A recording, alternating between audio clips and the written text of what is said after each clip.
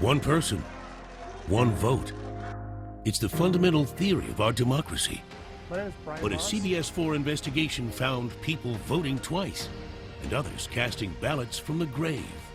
Now CBS4 takes you inside the investigation. Voter fraud.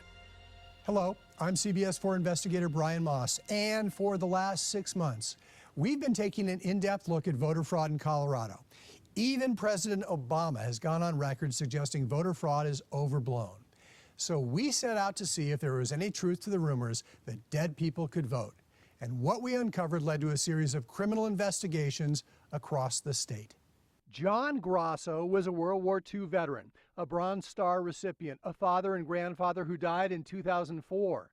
But then the Denver man did the impossible, casting a vote in a primary election in 2006, 2 years after his death. The man is dead. He can't vote. Same with Nell Cluck of Wheat Ridge, who died in 2009, but then cast a ballot 9 months later. I think Mom would really be unhappy about it. But outdoing Cluck and Grasso were Sarah and Miguel Sosa, who lived in this house in Colorado Springs. He died in 2008. She died in 2009. But records we uncovered show Miguel Sosa cast a vote a year after his death. And his wife, who died in 2009, then voted in general elections in 2010, 2011, 2012, and 2013. That's illegal. It's a crime, and it's been referred to the district attorney for prosecution. We showed our findings to Secretary of State Wayne Williams. It would seem impossible to vote from the grave, correct? It is impossible to vote from the grave legally. He says in most cases we found, after someone died, mail ballots kept coming to their home, and someone else filled them out. Does this show that the system is ripe for fraud? It shows that there is the potential for fraud. We found this voter fraud by cross-referencing voter rolls with the National Death Index, leading to dead voters still casting ballots. My name is Brian Moss. At their Colorado Springs home, the Sosa's daughter would not discuss what happened. You could clear this all up right now. I don't have to clear anything up. But the El Paso County Clerk and Recorder and Colorado Springs prosecutors have fast-tracked their investigation to figure out who impersonated Sarah and Miguel Sosa. This cannot happen. We cannot have this happen here or any place in our country. Our democracy depends on it. You know, people have spilled their blood for the values and underpinnings and beliefs of this country. Then there's Nell Cluck, known as Ma Cluck, living in the same Wheat Ridge home for 60 years. She was a hardcore Republican who took pride in her vote, according to her son. If Mom passes away and 9 months later somebody votes for her, that's not right. Just like in El Paso County, the Jefferson County DA is now engaged in a criminal investigation to determine who voted for the late Nell Cluck. It is not okay. Williams says the system catches most attempts at fraud, but not all. And he says while there are many safeguards, the CBS investigation suggests more may be needed to prevent any more votes being cast by the dearly departed. That's not what you're supposed to be doing in Colorado. Now, everybody wants their vote to count. But when dead people start voting, that cancels out and waters down the votes of the living. And in a tight race, a few votes can make a big difference. Virginia Lovato died in 2004, but then the unthinkable happened. Through a series of errors, a vote was cast in her name 8 years later. Just one of a number of examples we found of men and women who died in Colorado, but then votes were cast in their names months and sometimes years later. Secretary of State says many now appear to be voter fraud. Appears to be another case of an individual who was dead and a vote was cast for them by someone else who got a hold of the ballot. Although Secretary of State Wayne Williams says most attempts at such voter fraud are detected, he concedes the CBS4 investigation clearly shows multiple cases of people impersonating dead voters and casting votes in their names. It's supposed to be easy to vote and hard to cheat. And the kind of cheating we uncovered has significant implications. Just ask Scott Turner. Oh, I'd have rather been slaughtered. It would have been much easier to deal with. Turner ran for El Paso County Commissioner. Out of 7,000 votes cast, 17 votes in his race spelled the difference between winning and losing. So a single vote or just a couple of votes can really swing an election? Absolutely. It certainly happened in mine. You found out the hard way? We did. While there's no evidence of ballot box stuffing in Turner's race, it illustrates how a few fraudulent votes can swing an election. El Paso County Clerk and Recorder Chuck Broerman. That distorts the process, and we do have elections from time to time that are very close, and one vote does make a difference. So it's critical that after a voter dies, their name is removed from voter rolls. Colorado voting officials say they regularly check federal and state listings of who died, but we found many cases of dead voters still eligible to vote. I'm not surprised that it happens on occasion. Like Jimmy Plummer. The Denver man died in 2010, but a vote was cast in his name 11 months later. The Secretary of State says Plummer's name should have been deleted from voter rolls when he died.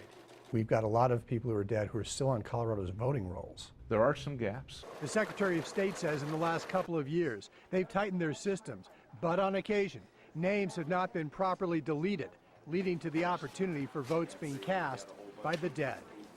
Every vote matters every single time, no matter what the election is. Hi, CBS4's Jim Beneman joining you now. Brian, the Secretary of State admitted, because of your investigation, they really did start to aggressively clean up those voter rolls. Well, because of this investigation, we found at least 78 dead men and women in Colorado who were still on the voter rolls.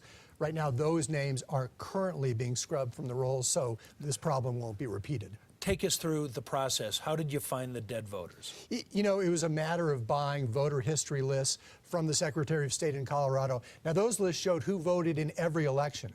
We then cross-referenced that list with Social Security death records from the federal government to see if people were still listed as active voters after their deaths. That's how we found some of them. Once you get the list, what's next? That's really just a matter of old-fashioned shoe leather journalism, going out on the streets and reporting. We made a lot of phone calls. We knocked on doors to confirm facts with family members and to ask them if they had any explanation for how their dead relatives were able to vote. In some cases, family members became the target of criminal investigations. In other cases, sons and daughters of the deceased had very good explanations for how this could happen. 88-year-old Irvin Miniszewski of Loveland died on September 2011. 6 weeks after his death, a vote was cast in his name. We did find a single voter that did vote, a deceased voter that did vote, unfortunately. So a dead person voted? Dead person voted, yep. Larimer County Clerk and Recorder Angela Myers says that apparently fraudulent vote was uncovered due to the CBS4 investigation, Dying to Vote, which found some dead Coloradans voted from the grave. Myers says after Miniszewski's death, someone duplicated the registered Republican signature on his mail-in ballot and voted. You definitely don't think this was an accident at this point, do you? I don't think so, no. I don't think it was an accident. You think this was someone intentionally voting fraudulently? I think someone signed Mr. Miniszewski's name to his ballot envelope, and that's fraud. Voting officials say with nearly 4 million votes cast in Colorado elections, some fraud is expected. How many dead voters is acceptable? None. Douglas County Clerk and Recorder Merlin Klotz says he's surprised there aren't more votes from the grave. To me, that's a success story. And I think it really, to me, reinforces my faith in Colorado's system. But in recent years, in several counties, we found cases of people convicted of voter fraud for filling out someone else's ballot or voting twice. So you do have people down here in Douglas County who do commit voter fraud? Oh, we've had cases. We catch them and we send them to the DA. How does it happen? Ask Mike Simmons. Ballots kept coming to the house. His mother, Daisy, died in 2010. Her death's on file with the state of Colorado and in other government databases. But Simmons says every year since her death, ballots kept coming to her Boulder home. If it shows up in the mailbox, I believe that there's a temptation that somebody could just open it up, fill it out, and send it in and see what happened. Simmons saved her ballot from last fall. So this was probably mailed out in October of 2015. So that would have been 5 years and 7 months or so after she passed away. I'm not convinced that my mom's case is a singular event. I think that it happens quite a bit. There is an ethical responsibility if you receive someone else's ballot that you return it and mark it deceased. We turned Daisy Simmons' ballot over to voting officials so her name would be taken off the rolls. Now, you've probably heard the phrase vote early, vote often. After our success finding dead voters, we wanted to see if people were voting too often. And indeed, we found people who cast multiple votes in the same election. Lincoln Wilson owns property in Colorado and in Kansas. And according to election officials, the registered Republican voted in both states in 2010, 2012, and again in 2014. One man, 3 elections, 6 votes. Kansas Secretary of State Chris Kobach. You'd be surprised how often people double vote. Wilson is one of 5 Coloradans now charged with voter fraud by the state of Kansas. We want to get the word out to people. Don't do it. We'll catch you. After each election, Colorado and Kansas cross-check voters to identify double ballots and clean up their databases. But Kobach still believes 10,000 people are registered in both Colorado and Kansas. Any one of those 10,000 people could probably succeed in casting 2 votes. And some people, like Bruce Rickey, have been charged with trying to vote twice in Colorado elections. Prosecutors say Rickey was caught voting in El Paso and Elbert counties at the same time. There are individuals who break the law, and they should and are being prosecuted for that. But Secretary of State Wayne Williams admits other Coloradans are getting away with it. Combing through voter data, CBS4 found suspected double voters in Denver, Arapahoe, and Douglas counties. It's a relatively small number. It is a problem of any magnitude because we have close elections in Colorado. So how is voting twice even possible? Ask Teresa Haley of Denver's Montbello neighborhood. She called us after receiving 2 ballots in the mail, one to her home address, the other to her P.O. box. I want someone to take this very serious. Haley says she has no idea how she was registered twice. If this happened to me, I'm sure that I was not singled out. This has happened to somebody else. So the bottom line, don't vote twice. This is serious business, as we all know, and you could be prosecuted. How did you find the people who had voted twice? That was a matter of cross-referencing Colorado's voter list with voter lists from other states. We also combed through the Colorado list to find voters who were registered twice. Then we started asking what turned out to be some pretty difficult, uncomfortable questions. So both dead voters and double voters, why were you able to find the problems until this point the state wasn't able to? That was a really good question. How come we found it? How come the state hadn't found it?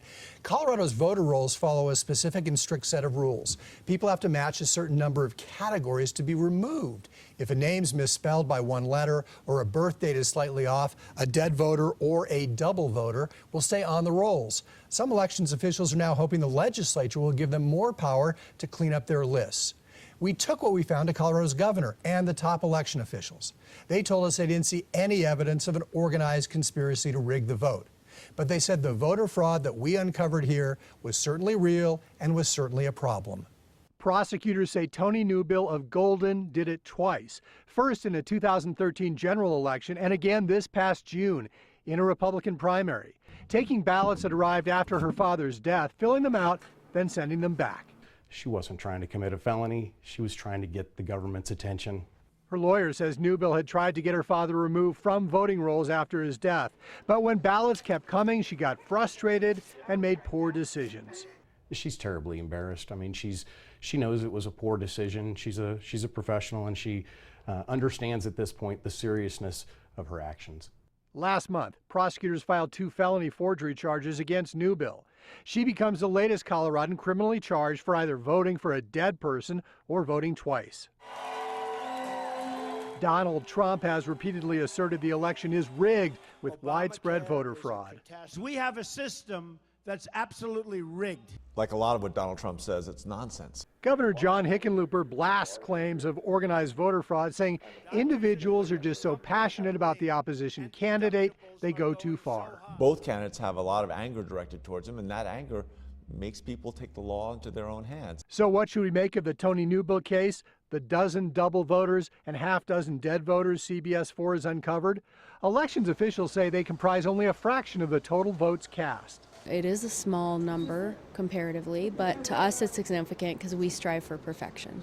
Denver's election director says with so many safeguards, including high-tech machinery and bipartisan election judges, it's extremely difficult to game the election system. We're continuing to go through our process and do what we do best, which is run and administer a fair and accurate election. My name is Brian Moss. In Colorado Springs, prosecutors now say they're interested in talking to this woman, Sarah Lou Sosa. Our investigation revealed that after her mother and father died, multiple votes were cast for her dead parents months and years after they passed. We're working on a story about voter fraud. Go talk to somebody else. You could clear this all up right now. I don't have to clear anything up. This is our country, right? If people call themselves patriots and then they break election laws, I feel like, what's the world coming to? So, Brian, the number one question we received after the investigation, how did these people vote, Democrat or Republican? You know, and I got hit relentlessly on Twitter with that question.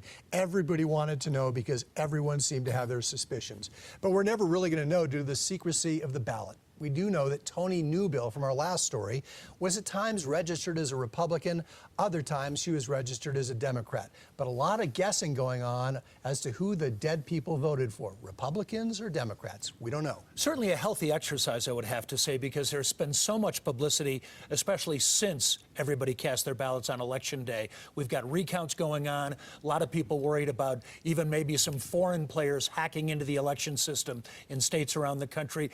Certainly, this is a hot-button issue, and a lot of people are very interested in it. A lot of people are interested, and with good reason, the sanctity of the vote and how important our votes are. Fair to say, though, that top election officials in Colorado, as well as county clerks and recorders who handle the local election stuff, they're all paying a lot of attention to this. They are very single-minded about making sure that these elections are safe and secure. Very divisive election, a lot of conspiracy theorists out there. Thankfully, you didn't find any evidence of that. You know, I feel like I heard from all the conspiracy theorists, but really no evidence of a well-organized conspiracy to rig our elections. Certainly, though, quite a few people who, on their own, were trying to game the system and influence our elections. In the end, prosecutors have now launched criminal voter fraud investigations in 6 Colorado counties, and the Secretary of State has deleted the registrations of dozens of dead people and people who were registered twice. Thank you very much for watching Inside the Investigation Voter Fraud. You can see all of our voter fraud stories online at cbsdenver.com. I'm Brian Moss, CBS4.